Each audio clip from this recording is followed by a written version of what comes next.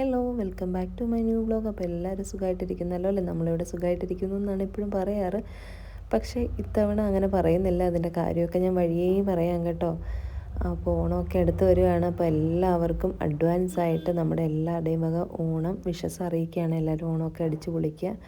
അപ്പോൾ ഞാൻ വൈകുന്നേരം ആയപ്പോഴത്തേക്കും മുട്ടയൊക്കെ പൊരിച്ച് തന്നപ്പോൾ അത് കഴിക്കുമായിരുന്നു കേട്ടോ. അപ്പോൾ എൻ്റെ കൂടെ ഇരുന്ന് തനും അരിയുണ്ടയാണ് കഴിക്കുന്നത്. അരിയുണ്ടയല്ല, എള്ളുണ്ട കഴിക്കുവാണ് കേട്ടോ. അപ്പം മുട്ട കൊടുത്തു കഴിഞ്ഞപ്പോൾ വേണ്ട, എള്ളുണ്ട മതിയെന്നും പറഞ്ഞിട്ട് അതിരുന്ന് കഴിക്കുന്നുണ്ട്. പിന്നെ ഇപ്പോൾ എല്ലാവരും ഇങ്ങനെ ഡൈനിങ് ടേബിളിൽ ചെയറയിൽ വട്ടത്തിലിരിക്കുന്നതൊക്കെ കണ്ടിട്ട് അവൾക്കും ഇങ്ങനെ ഡൈനിങ് ടേബിളിൽ തന്നെ വന്ന് ചെയറയിലിരുന്ന് കഴിക്കാനാട്ടോ ഇഷ്ടം. കഴിച്ചില്ലെങ്കിലും എല്ലാവരെയും കൂടെ വന്നിങ്ങനെ ഇരിക്കും. പിന്നെ ഇന്ന് വൈകിട്ടത്തേക്ക് ചായക്ക് പഴംപൊരി ഉണ്ടാക്കാൻ വേണ്ടിയിട്ട് അതിനുള്ള ബാറ്ററൊക്കെ ഒന്ന് റെഡിയാക്കുകയാണ് ചിറ്റ. അപ്പോൾ പാത്തുവാണ് കേട്ടോ വീഡിയോ ഒക്കെ എടുക്കുന്നത്. പാത്തും നന്ദനയും കൂടെ മാറി മാറിയാണ് എനിക്ക് വീഡിയോസ് എടുത്തു തരുന്നത്. അപ്പോൾ ചിറ്റയുടെ പുറകിന് നടന്നിങ്ങനെ പാത്തു വീഡിയോ എടുക്കുമായിരുന്നു കേട്ടോ. അപ്പോൾ ചിറ്റ പറയായിരുന്നു, എടി നീ ഇങ്ങനെ എൻ്റെ പുറകെ നടന്നെടുക്കാതെ, ചിറ്റയ്ക്ക് ആകെ ഒരു ചമ്മൽ വരുന്നെന്ന് പറയുമായിരുന്നു കേട്ടോ. അപ്പോൾ ആദ്യത്തെ ആ ബുദ്ധിമുട്ടൊക്കെ ചിറ്റയ്ക്ക് മാറി കേട്ടോ. എന്നാലും പെട്ടെന്ന് ഇങ്ങനെ വീഡിയോയ്ക്കകത്തൊക്കെ വരുമ്പോൾ ഒരു ബുദ്ധിമുട്ട് കാണുമല്ലോ, അതേ ഉള്ളൂ. അങ്ങനെ വീഡിയോ ഒക്കെ ഇങ്ങനെ എടുത്തുകൊണ്ടിരിക്കുകയായിരുന്നു. നന്ദനയ്ക്കാണെങ്കിൽ കുറച്ച് ഓഫീസിലെ ജോലികൾ തീർക്കാനുണ്ടായിരുന്നു. അവളതൊക്കെ ഇടയ്ക്ക് ഇരുന്ന് പോയി ചെയ്യും. അതിൻ്റെ കൂട്ടത്തിൽ ഇങ്ങനെ ഇറങ്ങി വരും, പിള്ളേരുടെ കൂടത്തിൽ നിൽക്കും, അങ്ങനെ മാറി മാറി ചെയ്യുകയാണ്. അപ്പോൾ ഒത്തിരി പേര് ചോദിച്ചായിരുന്നു നന്ദന എത്രയിലാണ് പഠിക്കുന്നതെന്നൊക്കെ. അവൾ ജോലിയാണ് കേട്ടോ. അപ്പോൾ 2 വർഷമായി അവൾ ജോലിക്ക് കയറിയിട്ട്.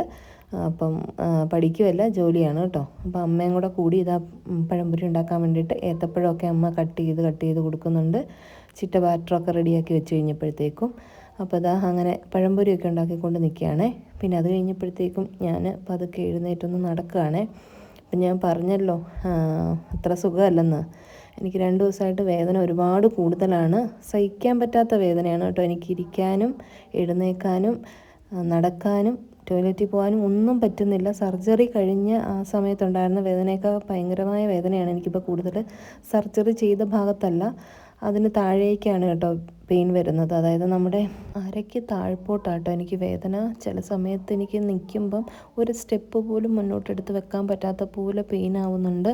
അപ്പം സാധാരണ ഇപ്പോൾ 20 ദിവസമായി സർജറി കഴിഞ്ഞിട്ട് കുറഞ്ഞ് വരേണ്ടതല്ലേ. പക്ഷേ വേദന കൂടി വരുന്നതുകൊണ്ട് എന്താണെന്ന് അറിയില്ല. ഡോക്ടർ പറഞ്ഞ പോലെയൊക്കെയാണ് നമ്മളെല്ലാ കാര്യങ്ങളും ചെയ്യുന്നത്. ഇപ്പം നടക്കാനും ഒട്ടും പറ്റുന്നില്ല. കിടന്നു കഴിഞ്ഞാൽ ഒരു 10 മിനിറ്റ് നേരത്തേക്ക് എനിക്ക് ഭയങ്കര വേദന. അത് കഴിഞ്ഞാൽ പിന്നെ എനിക്ക് കിടക്കുമ്പോൾ വലിയ ബുദ്ധിമുട്ടില്ല കേട്ടോ. തിരിയാനും എടുക്കാനും ഒക്കെ ബുദ്ധിമുട്ടാണെങ്കിലും നടക്കുന്ന സമയത്തെ അത്ര വേദനയില്ല. അപ്പോൾ കണ്ടില്ലേ നിങ്ങൾ, ഞാൻ ഇരിക്കുന്നതിന് എത്ര ബുദ്ധിമുട്ടിയാന്ന്. നല്ല പെയിനാണ്. അപ്പോൾ ഡോക്ടറിനെ വിളിച്ചപ്പോൾ ഡോക്ടർ പറഞ്ഞത് സാധാരണഗതിയിൽ ഇത്രയും പെയിൻ വരാറില്ല, എന്താണെന്ന് നമുക്ക് നോക്കാം, ഒരു MRI ഒക്കെ എടുത്ത് നോക്കി പറ്റുമെങ്കിൽ ഡോക്ടറുടെ അടുത്തോട്ട് ചെല്ലാനാട്ടോ പറഞ്ഞത്.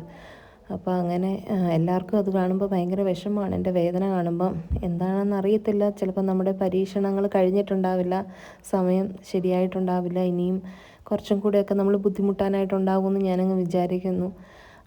അറിയാതെ തന്നെ വേദന കൊണ്ടങ്ങ് കണ്ണ് നിറഞ്ഞൊഴുകും കേട്ടോ, അത്രയ്ക്ക് പെയിനാണ്. അങ്ങനെ ഇതാ ഞാൻ പോയി കിടന്ന് കുറച്ച് നേരം കഴിഞ്ഞപ്പോഴത്തേക്കും എൻ്റെ ഫ്രണ്ട് രാധികയും രാധികയുടെ ഹസ്ബൻഡ് രാഹുലിൻ്റെ അമ്മയും മക്കൾ 2 പേരും കൂടെ എന്നെ കാണാൻ വന്നിട്ടുണ്ടായിരുന്നു കേട്ടോ.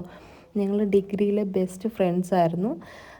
സത്യം പറഞ്ഞു കഴിഞ്ഞാൽ ബെസ്റ്റ് ഫ്രണ്ട്സ് മാത്രമല്ല, എൻ്റെയും ദിനുവിൻ്റെയും കല്യാണത്തിൻ്റെ ഇടനിലക്കാരി എന്ന് വേണമെങ്കിൽ പറയാം. അവളായിരുന്നു. അങ്ങനെയാണ് ഞങ്ങളുടെ കല്യാണമൊക്കെ നടന്നത്, ഞങ്ങൾ കണ്ടുമുട്ടിയതും കാര്യങ്ങളും എല്ലാം. അപ്പോൾ ഒത്തിരി വർഷങ്ങൾക്ക് ശേഷം കേട്ടോ അവളെ ഒന്ന് കാണുന്നത്. അവളെ കണ്ട് വർത്താനം പറഞ്ഞുകൊണ്ടിരുന്നപ്പോഴത്തേക്കും ഇതാ എല്ലാവരും ചോദിച്ചായിരുന്നു, മൂത്ത ചേച്ചി എവിടെയാണെന്നൊക്കെ. വിദേശത്താണ് മൂത്ത ചേച്ചി, ഇവിടെ നാട്ടിൽ തന്നെ ഉണ്ട്, പക്ഷെ വരാൻ പറ്റാത്ത സിറ്റുവേഷൻ ആയിരുന്നു. അവിടെ ഇങ്ങനെ അച്ഛനും അമ്മയ്ക്കും ഒക്കെ ഹെൽത്ത് ഇഷ്യൂസൊക്കെ ആയിട്ട് ഒക്കെ വരാൻ പറ്റാത്ത സിറ്റുവേഷൻ ആയിരുന്നു. അപ്പോൾ അവരും കാണാൻ വന്നു, ചേച്ചിയും പിള്ളേരുമാണ് കേട്ടോ. അപ്പുവും അമ്മുവാണ് 2 മക്കൾ. ഇത് മൂത്ത ചേച്ചി ദിവ്യ ചേച്ചി. അപ്പോൾ അവരിവിടെ ഇരുന്ന സമയത്ത് തന്നെ അവർ ബസ്സിനാണ് വന്നിട്ടുണ്ടായിരുന്നത്. അവരും വന്ന് വൈകിട്ടായപ്പോഴത്തേക്ക്, ശനി ഞായറും അവധിയാണല്ലോ, അതുകൊണ്ട് വന്നതാണ്. അപ്പോൾ അങ്ങനെ എല്ലാവരും കൂടെ വർത്തമാനമൊക്കെ പറഞ്ഞുകൊണ്ടിരുന്ന് ഒത്തിരി സന്തോഷം എല്ലാവരെയും കൂടെ ഒന്നിച്ച് കണ്ടപ്പോൾ. പക്ഷേ ആകെപ്പാടെ ഒരു വിഷമം, ഇത്രയും വേദനയ്ക്കകത്ത് ഞാൻ നിൽക്കുന്ന സമയത്താണല്ലോ ഇവരെയൊക്കെ കാണുന്നത്. അതിൻ്റെ ഒരു ബുദ്ധിമുട്ട് മാത്രം അവർക്കും ഉണ്ടായിരുന്നു, നമുക്കും. അങ്ങനെ ഇതാ അവരെ കണ്ട് രാധികയുടെ ഒക്കെ കൂടെ ആയിരുന്നു ഫുൾ ടൈം. രാധികയുടെ മോള് നൈനുവിനെ ഭയങ്കരമായിട്ട് ഇഷ്ടപ്പെട്ട് നൈനുവിൻ്റെ കൈ പിടിച്ച് ഇങ്ങനെ നടക്കുമായിരുന്നു കേട്ടോ. ടാറ്റ പോവാം ബേബിയാന്നൊക്കെ പറഞ്ഞിട്ട്. അങ്ങനെ എല്ലാവരെയും കണ്ട് കുറേ നേരമൊക്കെ വർത്തമാനം പറഞ്ഞിരുന്നു. അവർ ചായയും പഴംപൊരിയൊക്കെ കൊടുത്ത് അത് കഴിച്ചു. അങ്ങനെ പിന്നെ പോകാനായിട്ട് ഇറങ്ങും കേട്ടോ. ഇവിടെ ഇപ്പം മഴയും തണുപ്പും ഒക്കെ ഉണ്ട്. അപ്പം മഴയായിരുന്നു ഇത്രയും നേരം. മഴയൊക്കെ മാറി നിൽക്കുകയാണ് കേട്ടോ. ഇവർ വന്ന് കുറച്ച് കഴിഞ്ഞപ്പോഴത്തേക്കും മഴയൊന്ന് തോർന്നിട്ടുണ്ടായിരുന്നു. അങ്ങനെ ഇത് അവർ പോകാൻ ഇറങ്ങിയപ്പോഴത്തേക്കും രാധികയുടെ മൂത്ത മോനാണ് കേട്ടോ ആദിയുടെ കയ്യിലേക്ക് ചാടിപ്പോയി. എന്നിട്ട് ആദി ഇങ്ങനെ കൊഞ്ചിക്കുകയൊക്കെയാണ് കേട്ടോ, അവളും കൂടെ പോകാമെന്നും പറഞ്ഞുകൊണ്ട്. പിന്നെ ചേച്ചി വിളിച്ചപ്പോൾ എന്തായാലും ചേച്ചിയുടെ കയ്യിലോട്ട് പോന്നു. അങ്ങനെ ഇതെല്ലാവരും അങ്ങോട്ടും ഇങ്ങോട്ടും ഒത്തിരി കാലങ്ങൾക്ക് ശേഷം കണ്ടതിൻ്റെ സന്തോഷത്തിലായിരുന്നു കേട്ടോ. ഞാൻ ഒരു തരത്തിൽ അവിടെ ഇങ്ങനെ പിടിച്ച് നിൽക്കുന്നത് വേദന എടുത്തിട്ട്, അപ്പം എൻ്റെ വേദന കണ്ടിട്ട് ഇവർക്കെല്ലാം വിഷമമാണ് കേട്ടോ, എന്ത് ചെയ്യും എന്ന് ഓർത്തിട്ട്. അത് കഴിഞ്ഞ് പിന്നെ രാധികയും രാഹുലും അമ്മയും മക്കളും കൂടെ അങ്ങ് പോകാനായിട്ട് ഇറങ്ങാൻ നിൽക്കുകയാണ് കേട്ടോ. അപ്പോൾ രാത്രി ആയിട്ടുണ്ടായിരുന്നു, അവർ വന്നപ്പോൾ തന്നെ 8 മണി കഴിഞ്ഞിട്ടുണ്ടായിരുന്നു. അപ്പോൾ ആ വണ്ടിയിൽ കയറി മോൻ ഇരുന്നിട്ടുണ്ട്. അങ്ങനെ കയറി ഇരുന്നിട്ട് പിന്നെ നമ്മളങ്ങനെ സംസാരിക്കട്ടെ, ഒത്തിരി നാൾ കൂടി കണ്ടതല്ലേ, വർഷങ്ങൾക്ക് ശേഷം കേട്ടോ നമ്മൾ കാണുന്നത്. അങ്ങനെ ഇതാ ബായി ഒക്കെ പറഞ്ഞു, മക്കളെ ആണേലും ആദ്യമാണ് കാണുന്നത്. അങ്ങനെ അവർ പോയി കഴിക്കാൻ പറഞ്ഞതായിരുന്നു. അപ്പം വീട്ടിൽ ഫുഡൊക്കെ അമ്മ ഉണ്ടാക്കി വെച്ചിട്ടുണ്ടെന്നും പറഞ്ഞ് പിന്നെ അങ്ങ് പോയി. അത് കഴിഞ്ഞ് പിന്നെ നമ്മൾ ഫുഡ് കഴിക്കാനായിട്ടിരുന്നു. അപ്പോൾ ഇന്ന് എന്നും വീട്ടിൽ നിന്നല്ലേ ഫുഡ്, അപ്പോൾ ഇന്ന് തൊട്ടടുത്തുള്ള ഇടത്തുനിന്ന് നമ്മൾ ഫുഡ് ബിരിയാണി ഓർഡർ ചെയ്തതായിരുന്നു കേട്ടോ.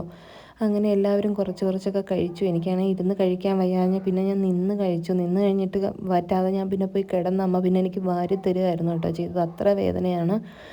അങ്ങനെ ഇതാ എല്ലാവരും മാറി ഫുഡ് കഴിക്കുന്നുണ്ടായിരുന്നു. അത് കഴിഞ്ഞ് പിന്നെ ഞാനിങ്ങനെ കിടക്കുമ്പോൾ അവിടെ വന്ന് എല്ലാവരും ഇങ്ങനെ ഇരിക്കുമായിരുന്നു വർത്തമാനം പറയാനായിട്ട് കേട്ടോ. അങ്ങനെ എല്ലാവരും ചുറ്റിനും വന്നിരുന്ന് ഇങ്ങനെ ഓരോ വർത്തമാനമൊക്കെ പറഞ്ഞ് എന്നെ ആശ്വസിപ്പിക്കുകയൊക്കെ ആയിരുന്നു. വേദന കുറഞ്ഞോളും, ടെൻഷൻ ആവണ്ട.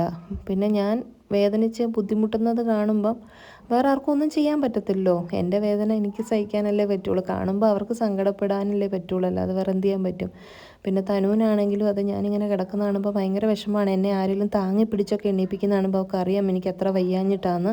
അപ്പോൾ അമ്മ എന്നും പറഞ്ഞ് അവൾക്കും അങ്ങ് സങ്കടം വരും. അപ്പോൾ അവളെ മാക്സിമം സങ്കടപ്പെടുന്നത് കാണിക്കാതെ ഞാൻ നോക്കുന്നുണ്ട് കേട്ടോ. അങ്ങനെ എനിക്ക് ഉമ്മ വന്നു. പിന്നെ നീണ്ട ഒരു ഉമ്മ കൊടുപ്പായിരുന്നു എല്ലാവർക്കും. ഫോണിലാണെങ്കിൽ ദീപ ചേച്ചി വീഡിയോ കോളിലും ഉണ്ടായിരുന്നു. അങ്ങനെ എല്ലാവർക്കും ഉമ്മയൊക്കെ കൊടുത്ത് അത് കഴിഞ്ഞപ്പോൾ അപ്പുച്ചേട്ടൻ ഉറക്കിയാൽ മതി എന്നും പറഞ്ഞിതാ അവൻ്റെ കയ്യിൽ പോയിട്ടുണ്ട് കേട്ടോ. അങ്ങനെ പിള്ളേരെയും അമ്മൂനെയും അപ്പൂനെയും എല്ലാവരെയും ഒന്നിച്ച് എല്ലാവരും കൂടെ ഒത്തിരി കാലമായിരുന്നു നമ്മളിങ്ങനെ ഒന്നിച്ച് നിന്നിട്ട് കേട്ടോ. അതിൻ്റെ ഒരു പ്രത്യേക സന്തോഷമുണ്ട്, എത്ര വേദനയാണെന്ന് പറഞ്ഞാലും. അപ്പോൾ ഇതൊക്കെയാണ് ഇപ്പോഴത്തെ വിശേഷങ്ങൾ. വീഡിയോ ഇഷ്ടപ്പെട്ട് കഴിഞ്ഞാൽ ലൈക്ക് ചെയ്യാനും കമൻറ്റ് ചെയ്യാനും സബ്സ്ക്രൈബ് ചെയ്യാതെ കാണുന്നവർ സബ്സ്ക്രൈബ് ചെയ്ത് സപ്പോർട്ട് ചെയ്യാനും മറക്കല്ലേ. പുതിയൊരു വീഡിയോ ആയിട്ട് വരുന്നവരേക്കും നന്ദി, നമസ്കാരം, താങ്ക് യു.